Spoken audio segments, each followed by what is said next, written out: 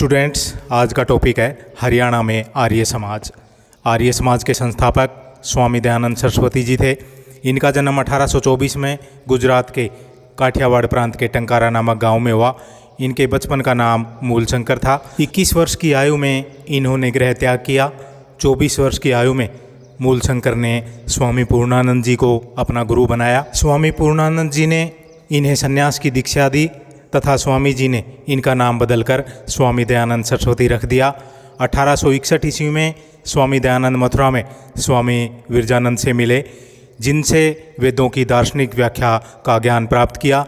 स्वामी जी ने वेदों को भारत का आधार स्तंभ बताया और वेदों की ओर लौटो का नारा दिया। स्वामी दयानंद सरस्वती जी ने हिंदू समाज में फैली कुरीतियों और अंधविश्वासों को समाप्त करने के लिए 10 अप्रैल 1875 ईस्वी को बम्बई में आर्य समाज की स्थापना की।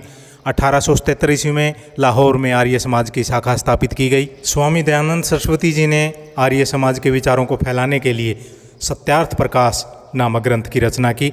उन्होंने देशवासियों को स्वराज्य का नारा दिया। उनका कहना था कि विदेशी राज्य कितना भी अच्छा क्यों न हो, वह स्वराज्य की बराबरी नहीं कर सकता। स्वामी जी ने अपने एक अन्य ग्रंथ आर्याभिविनय में अपने अनुयायियों से कहा कि प्रत्येक आर्य का कर्तव्य है कि अपने देश के उत्थान के लिए और स्वराज्य के लिए प्रयास करे। स्वामी जी ने हिंदू धर्म में सुधार तथा अपने विचारों के प्रचार के लिए देश के विभिन्न भागों का दौरा किया। अब है आर्य समाज के सिद्धांत।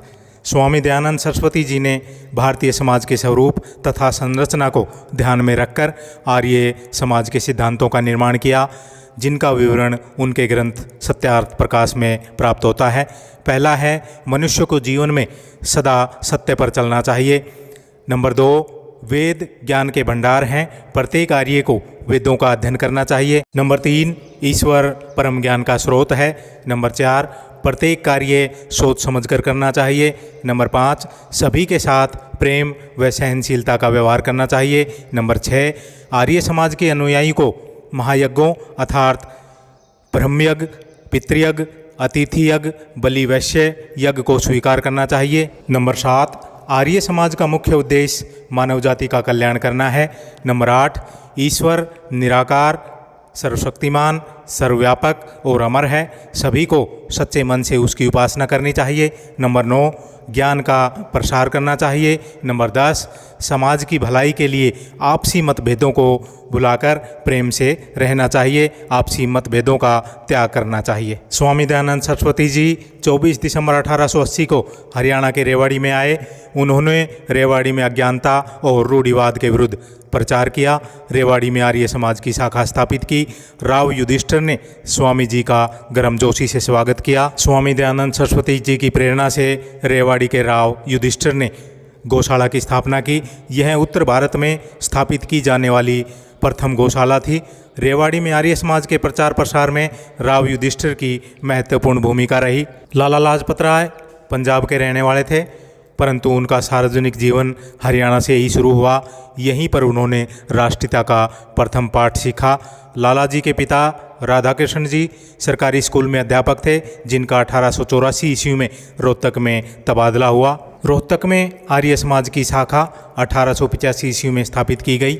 रोहतक में आर्य समाज को लोकप्रिय बनाने तथा इसे नई दिशा देने में सर्वाधिक योगदान लाला लाजपत राय जी का था।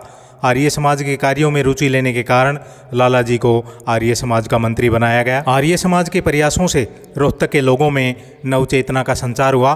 चौधरी पीरू सिंह, चौधरी मातूराम, चौधरी रणपत सिंह आदि स्थानीय नेताओं ने लाला जी का पूरा साथ दिया। लाला लाजपत राय जी 1886 में हिसार चले गए। लाला जी ने हिसार में आर्य समाज का एक केंद्र स्थापित किया। इस कार्य में लखपत राय और चूड़ामणि वकील और चंदूलाल, हीरालाल आदि सेठों ने उनको विशेष सहयोग दिया। लाला जी इस केंद्र के सचिव बने। चंदूलाल जी को इस शाखा का प्रधान बनाया गया। लाला जी ने कहा कि चंदूलाल जी ऊंचे दर्जे का परोपकारी व्यक्ति था।